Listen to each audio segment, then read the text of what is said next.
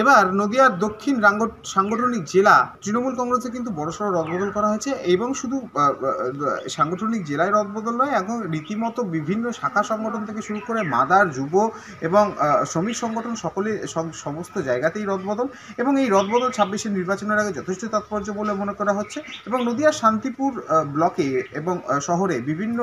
যে পদগুলি রয়েছে, অর্থাৎ যে মাদার, যুব, তার সঙ্গে সঙ্গে ছাত্র এবং তার সঙ্গে সঙ্গে যে এই শাখা সংগঠন এবং তার সঙ্গে সঙ্গে শ্রমিক সংগঠন, সকলেরই কিন্তু এদিন তৃণমূল কংগ্রেসের যে অফিসিয়াল ফেসবুক পেজ, সেখানে নাম ঘোষণা করা হয়েছে এবং তারপরে খুশির জোয়ার। রীতিমতো শান্তিপুরের বিধায়ক ব্রজকিশোর গোস্বামী একত্রিত সকল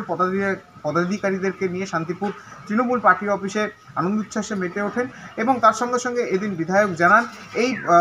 পদ পাওয়া সেটা বড় কথা নয়, পদের থেকে পতাকা বড়। আগামী ২৬-এর নির্বাচনে রাজ্যের মুখ্যমন্ত্রী মমতা বন্দ্যোপাধ্যায় এবং অভিষেক বন্দ্যোপাধ্যায়কে এই শান্তিপুর বিধানসভা জয়ী সিট হিসাবে উপহার দেওয়াই তাদের এখন মূল লক্ষ্য, এবং সকলকে কাঁধে কাঁধ মিলিয়ে এই লড়াইয়ে সামিল হতে হবে এবং সকলকে নিয়ে ২৬-এর নির্বাচনকে যাতে সফলভাবে জয়ী করা যায় তার জন্য এখন থেকেই কোমর বেঁধে নামতে হবে দলের জন্য, আর এমনটাই জানিয়েছেন। এবং তার সঙ্গে সঙ্গে ২৬-এর নির্বাচনের নির্ঘণ্ট যে শান্তিপুরে শুরু হয়ে গেল তৃণমূলের, তা কিন্তু বলা আর অপেক্ষা রাখে না। দল অত্যন্ত ভরসা রেখে, বিশ্বাস রেখে সবাইকে দায়িত্ব দিয়েছে। তাদের নিজেদের দায়বদ্ধতা থাকবে দলের প্রতি, এবং সব থেকে বড় কথা, সবাইকে নিয়ে চলার একটা মানসিকতা রাখতে হবে, যাতে সবাইকে নিয়ে চলে আগামী দিনে আমাদের মূল লক্ষ্য হচ্ছে নির্বাচনে জেতা। তার জন্য যেটা যেটা করায় সেটা তাদের